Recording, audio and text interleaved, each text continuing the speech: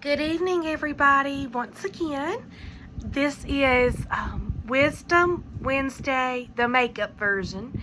Anyway, I have been reading The Confident Woman devotional by Joyce Meyer, and I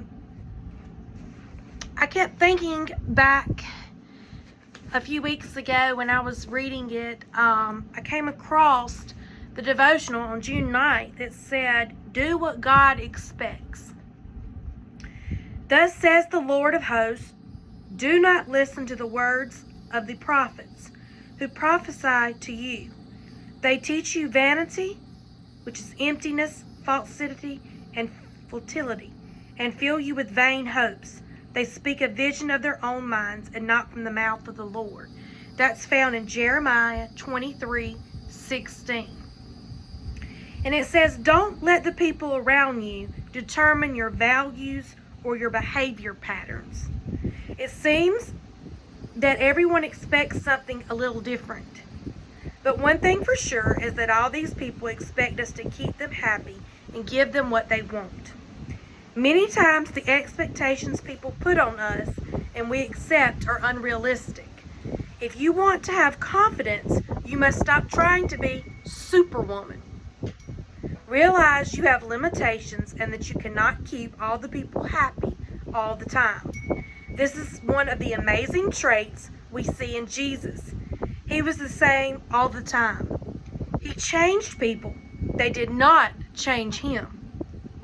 When unhappy people are unsuccessful in making you unhappy, they begin to respect and admire you.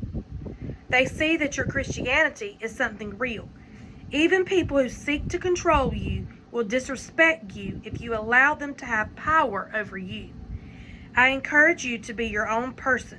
Do what God expects you to do and don't live under the tyranny of other people's expectations.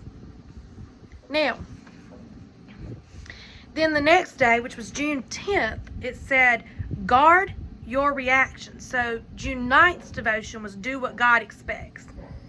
June 10th is guard your reactions. He who rebukes a scorner heaps upon himself abuse, and he who reproves a wicked man gets for himself bruises.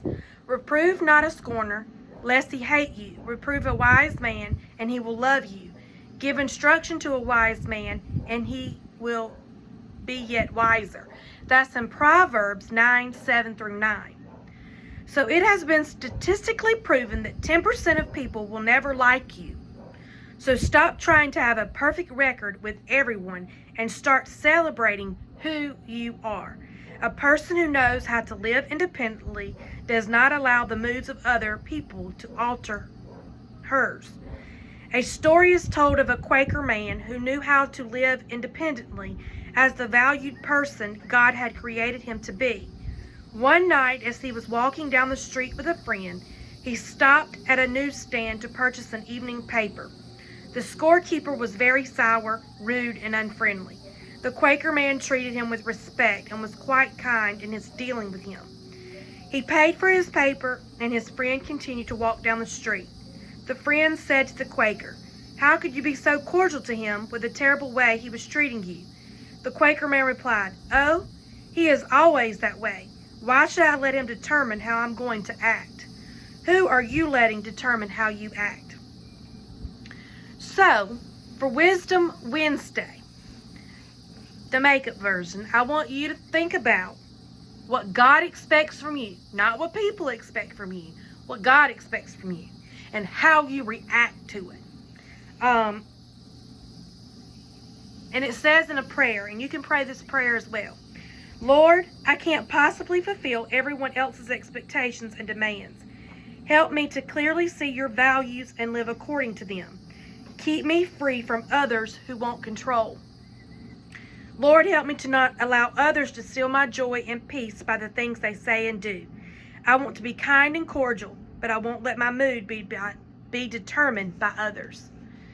Y'all, this is a hard pill for me to swallow. This is a great devotional book. It gives me many words of wisdom.